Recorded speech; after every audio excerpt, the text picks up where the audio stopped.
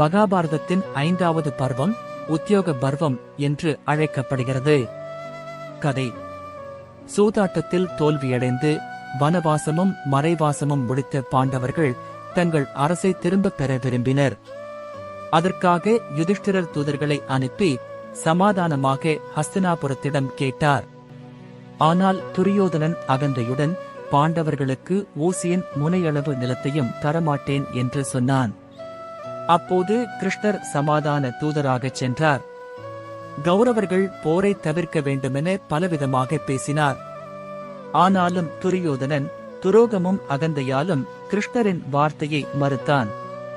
மேலும் அவரை பிடிக்க முயன்றான்.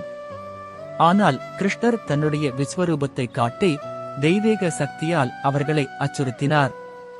இதனால் சமாதானம் முடியவில்லை. போர் தவிர்க்க முடியாதது என தீர்மானிக்கப்பட்டது.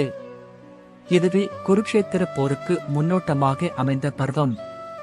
இந்த பர்வம் அகந்தை அழிவை தரும், தர்மம் எப்போதும் காப்பாற்றப்படும் என்ற உண்மையை உணர்த்துகிறது.